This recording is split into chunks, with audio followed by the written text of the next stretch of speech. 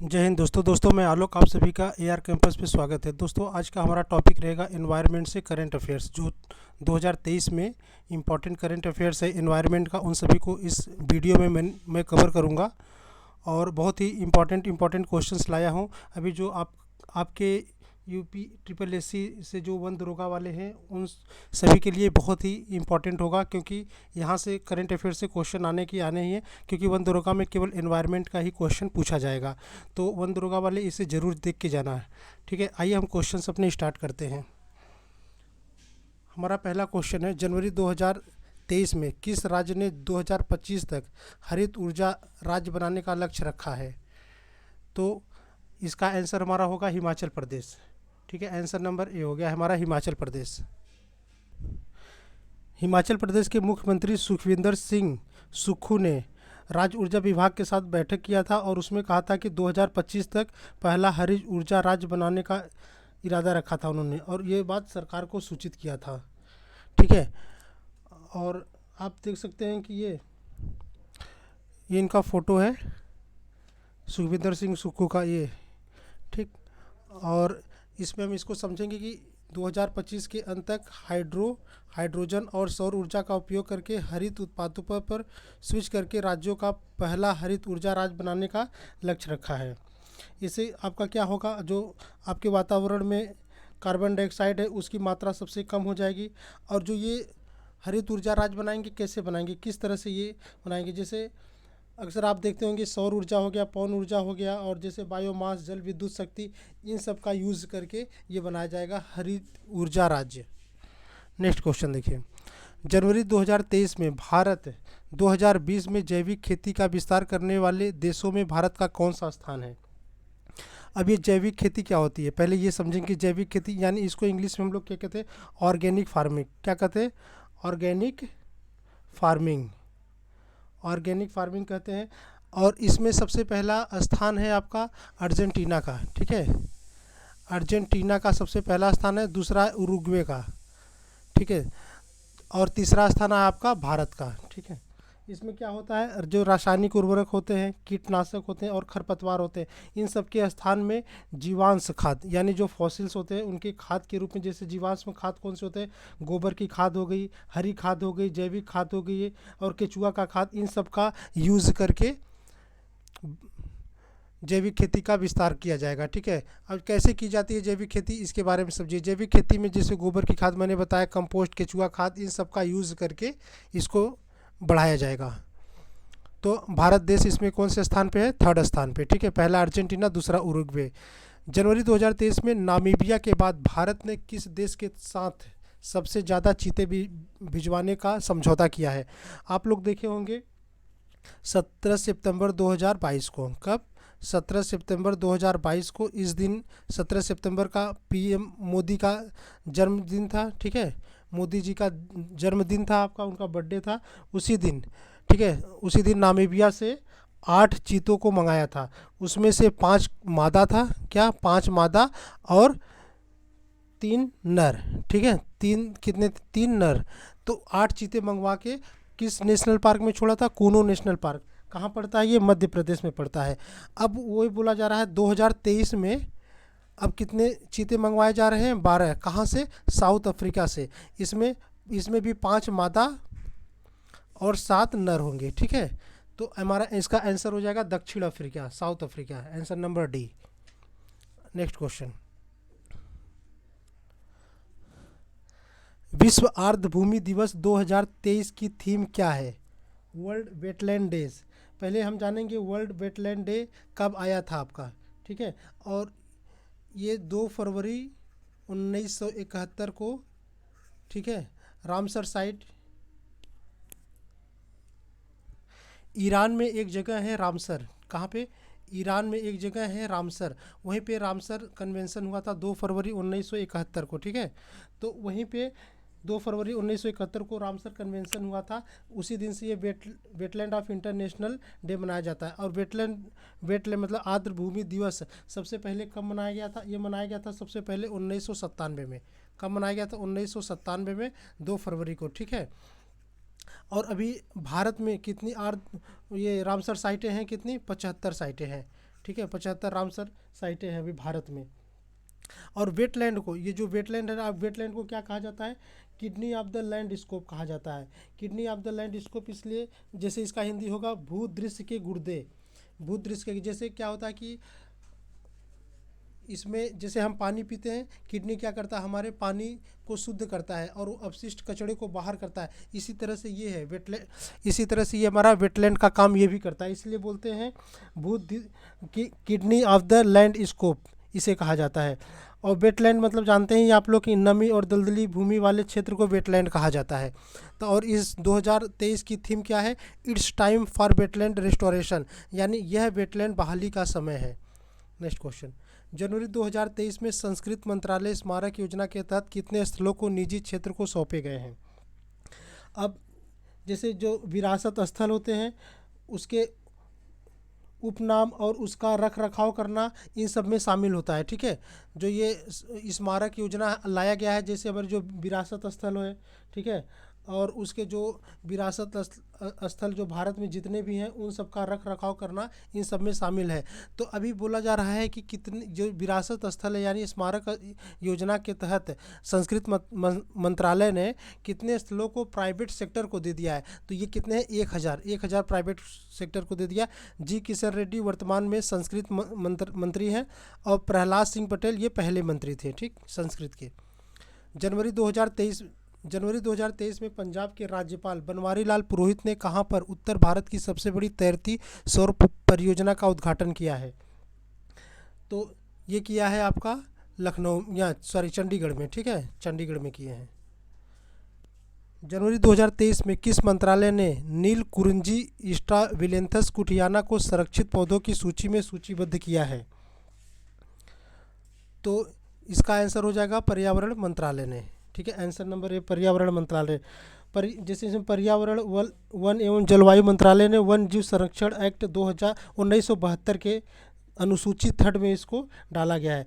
और इस पौधों को उखाड़ने पर या नष्ट करने वाले पर 3 साल की सज़ा और 25,000 जुर्माना लगाया गया है, ठीक है। और नील कुरंजी पौधा जो आपका ये दक्षिण भारत के पश्चिम घाट के 1800 मीटर से ऊंचे 16 घास के मैदान में बहुत ज़्यादा पाया जाता है। और नीलगिरी पर्वत जो है ना, इन्हीं के नाम पे नीले कुरंजी के पुष्प से आच्छादित होने के कारण नाम रखा गया। और यह पौधा 12 साल में एक बार फूलाता है, ठीक है, फूल इसका आता है 12 साल में एक बार। तो ये पर्यावरण मंत्रालय ने स्टार्ट किया है। जनवरी 2023 में भारत की पहली बार फार्मूला ई वर्ल्ड चैंपियनशिप रेस की मेज़बानी करने वाला शहर कौन बना है, ये बना है हैदराबाद, ठीक है। अब यहाँ पे तो अभी होता नहीं था फार्मूला 1 रेस, लेकिन अभी स्टार्ट करेगा हैदराबाद। निम्न में से किस देश ने घट रही मधुमक्खियों के लिए विश्व के पहले टीके की मंजूरी दी है।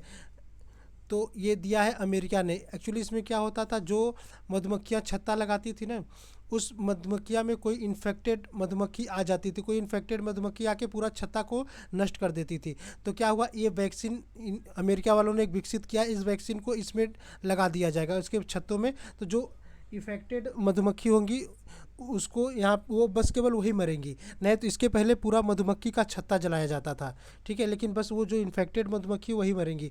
ये अमेरिका ने विकसित किया है। आगे देखिए, जनवरी 2023 में भारत अपनी पहली अपशिष्ट से हाइड्रोजन परियोजना कहाँ स्थापित करेगा, ठीक है, यह स्थापित करेगा आपका पुणे में, ठीक है, यह स्थापित करेगा पुणे में। और ये अपशिष्ट क्या होता है, अपशिष्ट जैसे यानी वेस्ट मटेरियल हो गया आपका, जो कचरा हो गया, ठीक है। अब वेस्ट मटेरियल जैसे कागज़ हो गया, रबर हो गया, प्लास्टिक आ जाता है, कांच आ जाता है, इन सब को लेके एक हाइड्रोजन परियोजना स्टार्ट करेगा। और इससे क्या होगा, जो ये हाइड्रोजन परियोजना आएगा, जो इससे फ्यूल निकलेगा, ये CO2 कार्बन डाइऑक्साइड मुक्त रहेगा। मतलब इसमें कार्बन डाइऑक्साइड की मात्रा बहुत कम रहेगी, हमारे पर्यावरण को सुरक्षा होगा। पर्यावरण में जो हानिकारक गैसें आ रही हैं उन सब का बचाव करने के लिए ये सब स्टार्ट किया गया है। नवंबर 2022 में किस देश में वर्ष 2028 तक परमाणु ऊर्जा द्वारा संचालित अपना पहला चंद्रमा बेस बनाने की घोषणा किया है। तो ये हमारा पड़ोसी देश चाइना है। अपना पहला चंद्रमा बेस बनाने की घोषणा किया है, कब घोषणा किया, नवंबर 2022 में। किसने घोषणा किया, चाइना ने। और कब तक बनवाने की घोषणा किया, 2028 तक। और किसके संचालित द्वारा, परमाणु ऊर्जा द्वारा संचालित होता है। तो नेक्स्ट क्वेश्चन, अभी हाल ही में किस राज्य में प्रसिद्ध बथुकम्मा उत्सव मनाया गया? बथुकम्मा से याद रखना आप लोग ऐसे, बथुआ बथुआ की सब्जी खाते हो, किस में बनाते हो? तेल में बनाते हो। ऐसे याद रखना तेलंगाना। बथुकम्मा बथुआ, बथुकम्मा से तुरंत बथुआ याद रखना। तो किस में बनाते हैं? तेल में। तो याद हो गया आप लोगों को बथुकम्मा उत्सव कहाँ मनाया जाता है? तेलंगाना में। ठीक है, आंसर नंबर हमारा ए हो गया। आगे देखिए, दिसंबर 2022 में किस शहर में 2025 के बाद वाले नए घरों के लिए सोलर पैनल की अनिवार्य कर दिया? यानी 2025 के बाद जो भी घर बने हैं उस घरों के ऊपर सब में सोलर पैनल की व्यवस्था की जाएगी। ये आपका जापान का शहर है टोक्यो, वहाँ पे आप लोग फिगर में देख सकते हैं, पिक्चर में देख सकते हैं, हर घरों पे ये सोलर पैनल की व्यवस्था की गई है। आगे देखिए, दिसंबर 2022 में धूम्रपान पर प्रतिबंध लगाने के लिए विश्व का पहला तंबाकू कानून किसने पारित किया है? यानी टोबैको लॉ किसने लाया है? कौन सी कंट्री ने? उसका भी टोबैको पर कोई कानून या कोई लॉ नहीं बना था, लेकिन ये पहला कंट्री है वर्ल्ड में जिसने लाया है। मानी ये हमारा आपका आंसर होगा न्यूजीलैंड। ठीक है, आंसर नंबर बी, न्यूजीलैंड ने इन्हें पहला कानून लाया, तंबाकू कानून लाया। ठीक है, आंसर नंबर हमारा बी हो गया, न्यूजीलैंड। आगे देखिए, दिसंबर 2022 में भारत में अपना जलवायु परिवर्तन मिशन शुरू करने वाला राज्य कौन बन गया है? बताइए दोस्तों आप लोग। ये बन गया है आपका तमिलनाडु। तमिलनाडु सरकार ने अपना जलवायु परिवर्तन मिशन, इससे क्या होगा कि कार्बन डाइऑक्साइड जो ये बढ़ता है, कार्बन डाइऑक्साइड इसको कम करेगा ये। ठीक है, कम करेगा ये अपना जलवायु परिवर्तन मिशन जो चालू किया है। दिसंबर 2022 में भारत के किस स्टार्टअप ने प्रिंस विलियम का अर्थशास्त्र पुरस्कार जीता है? अर्थशास्त्र पुरस्कार जीता है खेती ने। कौन जीता है? खेती ने जीता है अर्थशास्त्र पुरस्कार। नवंबर 2022 में किस राज्य में अरट्टापट्टी और मीनाक्षीपुरम गांव को अपना पहला जैव विविधता विरासत स्थल घोषित किया गया है? आप लोग बताइए। ये देख रहे हैं, ये ना पहाड़ी इलाका, यहाँ पे बहुत सारे जीव जंतु जानवर पाए जाते हैं, बहुत सारे प्रकार पक्षियों पाए जाते हैं। इन सबको सुरक्षा के लिए तमिलनाडु सरकार ने अरापट्टी और मीनाक्षीपुरम गांव को अपना पहला जैव विविधता विरासत स्थल घोषित किया है, याद रखना। नवंबर 2022 में मथुरा वृंदावन किस वर्ष तक कार्बन न्यूट्रल टूरिस्ट डेस्टिनेशन बनाया जाएगा? यानी जो हमारे वातावरण में कार्बन का उत्सर्जन होता है उसको शून्य कर देगा। किस वर्ष तक? ये वर्ष 2041 तक। क्यों करेगा? क्योंकि यहाँ पे पर्यटन का आना जाना बहुत होता है। तो उन्होंने बताया जो ये डीजल की और पेट्रोल की जो ये गाड़ियाँ हैं ना, इन सबको वहाँ पे रोका जाएगा। केवल वही गाड़ियाँ जाएंगी जो इलेक्ट्रिक वाहन हो जाएंगी। ठीक है, पूरे ब्रज क्षेत्र से पर्यटक वाहनों पर प्रतिबंध लगा दिया जाएगा, जिससे वृंदावन जैसे प्रसिद्ध तीर्थ केंद्र शामिल हैं। ठीक है, और सार्वजनिक परिवहन के रूप में उपयोग किए जाने वाले केवल इलेक्ट्रिक वाहन को क्षेत्र में जाने की अनुमति होगी। ठीक है, ये 2041 तक करेगा। 2022 में किस देश ने COP27 में इन आवर लाइफ टाइम अभियान लॉन्च किया है? ठीक है, COP27। सबसे पहले ये COP27 का सम्मेलन किस जगह हुआ है? ये मिस्र में हुआ। कहाँ हुआ है?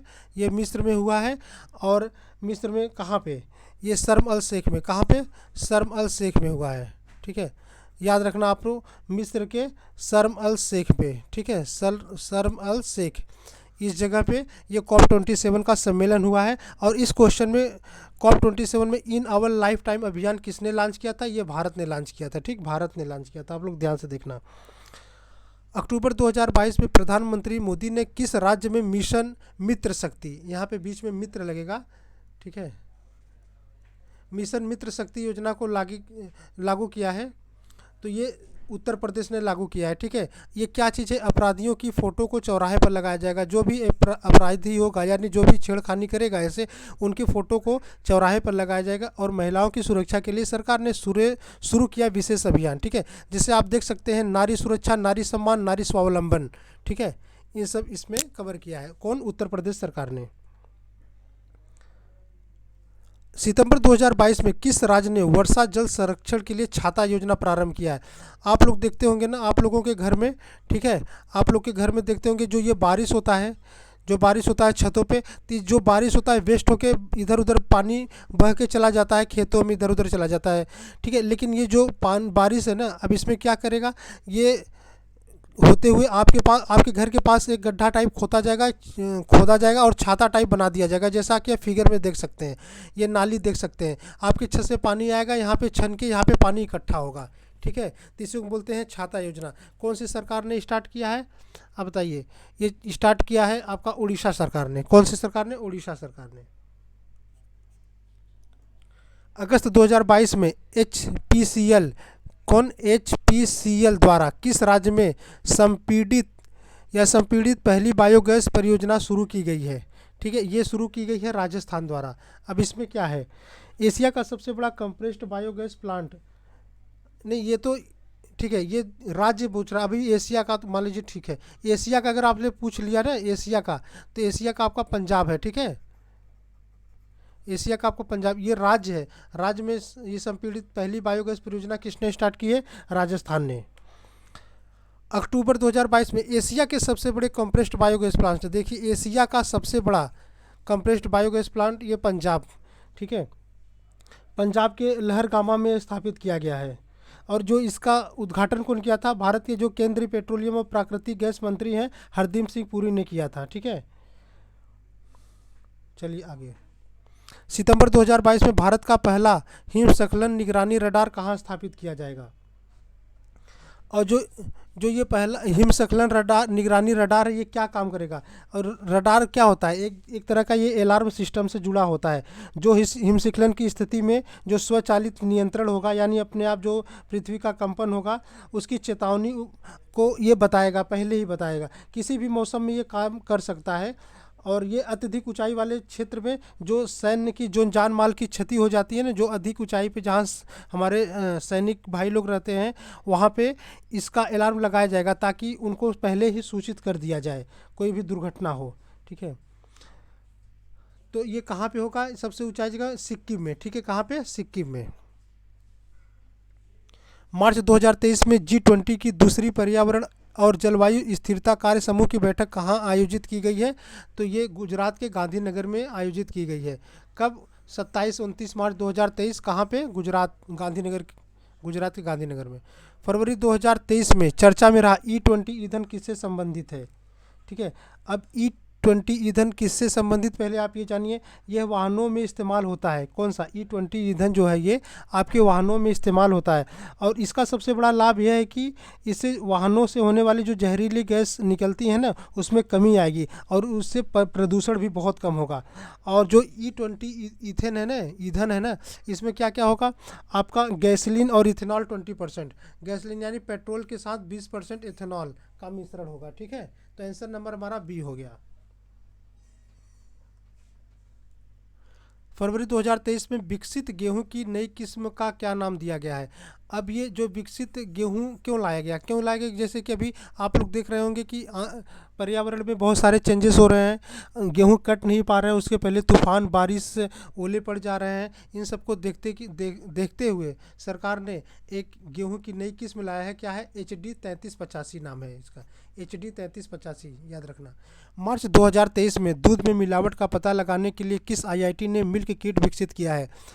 तो ये किया है IIT मद्रास। IIT मद्रास के लोगों ने वहाँ पे एक मिल्क किट जारी किया है। जैसे आपका जो दूध है, ये मिल्क किट आपको बता देगा कि उसमें पानी कितना मिलाया है, कितना पाउडर मिलाया है, इन सबको ये बता देगा। तो कौन स्टार्ट किया है? IIT मद्रास, याद रखना।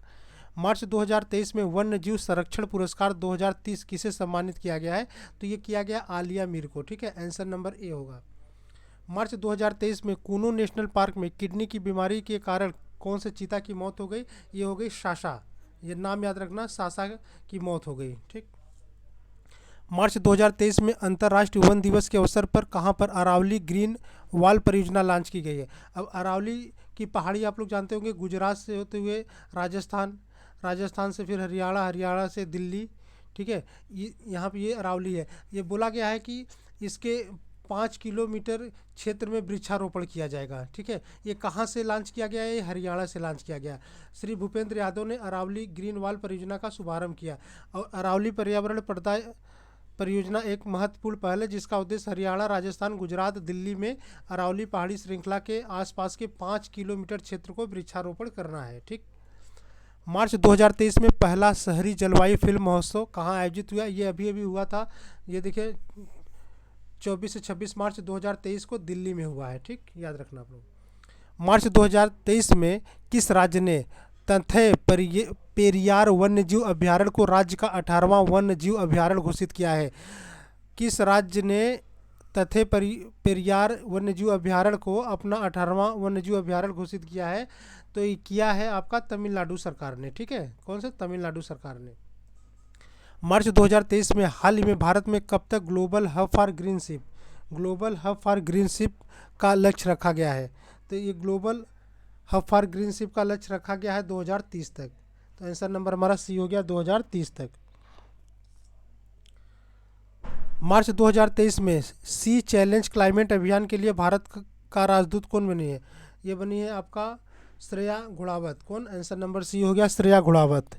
ठीक है, तो थैंक यू दोस्तों पूरा वीडियो देखने के लिए। अगर आपको अच्छा लगा लाइक करिएगा और कमेंट करिएगा। नेक्स्ट वीडियो लाएंगे पर्यावरण का। Thank you so much.